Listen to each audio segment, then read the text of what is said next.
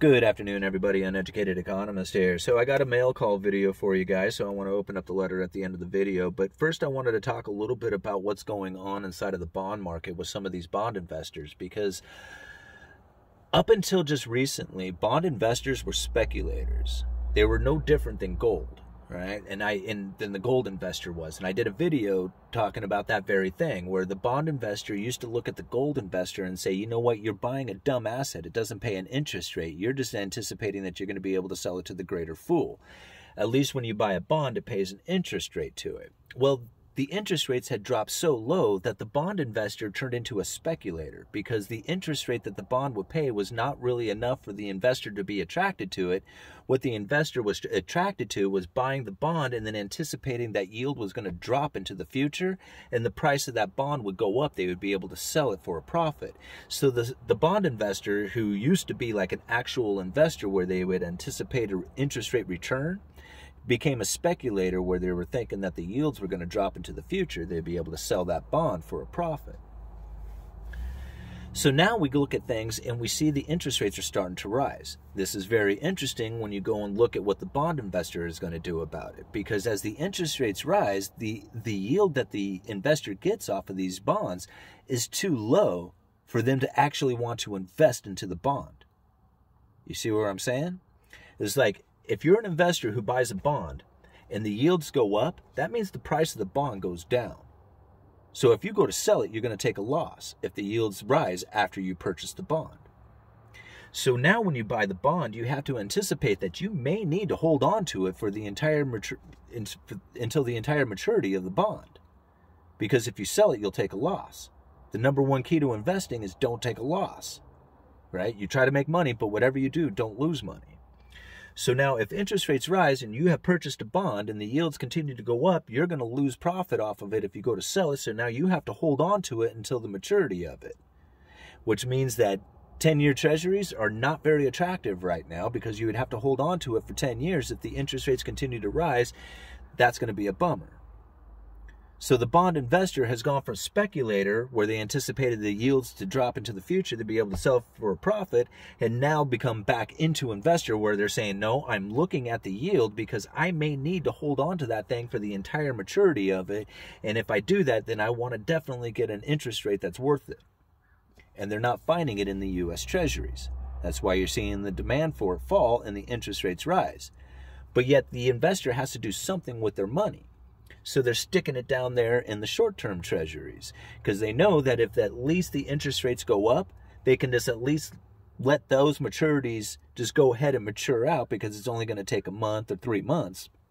And they won't have to worry about whether or not they sell it for a loss. They can just let it mature and get their money back that way. But now the investor doesn't want to sit around just waiting to find a place to put money. They want to get an interest rate. And the only place they're really finding that decent yield: corporate debt, the junk bonds.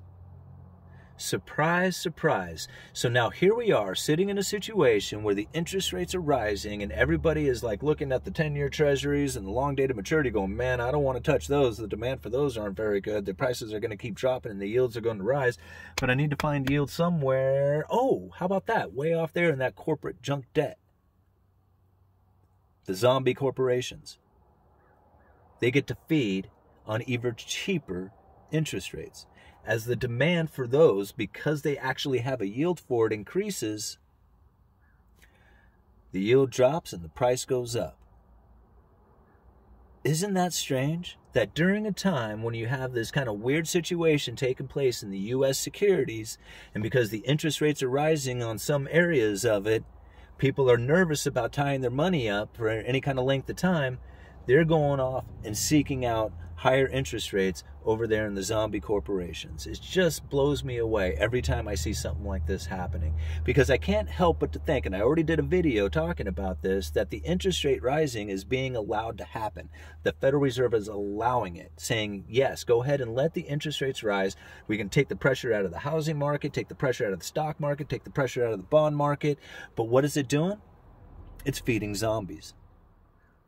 It's feeding zombies the whole time. And I just like, it just shocks the heck out of me every time I see this.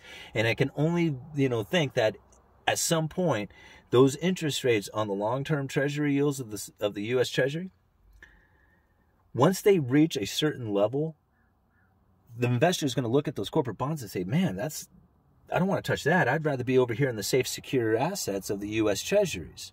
And then there'll be a reverse, and then those corporations are going to be in a very tough spot as the investor gets out of the corporate debt and starts moving into the U.S. securities again, the safer assets.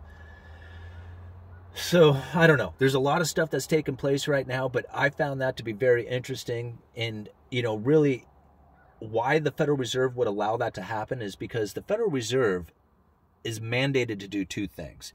Low and stable prices with an inflation rate of around 2%. I don't know where they came up with that, but that's what they say. And to keep full employment. And part of keeping full employment is keeping the corporations up and moving, even the zombie ones, because they have a lot of people they employ. So I have a feeling that the Federal Reserve has just figured out a way to cause the interest rates to rise in such a way that the investor is no longer attracted to the U.S. Treasuries, but is attracted to yield, and they're starting to send it on over to the corporations.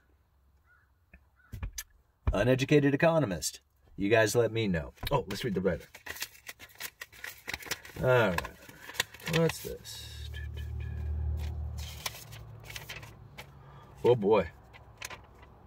I hope this finds you and you're well. As always, thank you for what you do online. Gosh, I'm sorry, guys. This is really... I have a hard time reading anyway, but the handwriting here is a little tough to get through. I laughed at myself sending you a 4-day-old article by the mail. I'll be ancient history by the time it gets to you. Yeah? The lumber market put is old news to you, but I thought you might enjoy what is uncovered about the farming your trees down south.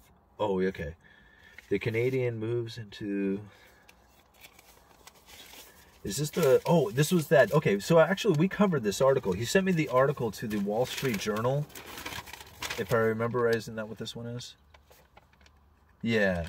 To the Wall Street Journal article talking about the Canadian mills going down south, and how at the same time that they were able to open up shop down south, there is like a glut of trees from the mass amount of farms down there selling trees. So they have very low timber prices at the same time, meeting incredibly high lumber prices. Thank you very much for that. That'll actually go into my archives of stuff that I have from fans who have sent me letters, and that's a really good article. I really appreciate that. But yeah, that was a really interesting one where the those Canadian mills had actually set up shop down south during a perfect timing to not only get like incredibly high lumber prices, but they're getting incredibly cheap timber down there. So like the logs themselves are coming in at like incredibly low pricing, and they're selling the lumber at incredibly high pricing. And it was just a very interesting article to read that, because there was one story of a farmer down there who had like let his trees grow really big, thinking that, now I got like these really awesome saw logs for lumber. And the mills down there are like, well, we're all automated and we really like this one particular size of tree, but we'll buy your trees and sell it off for pulp.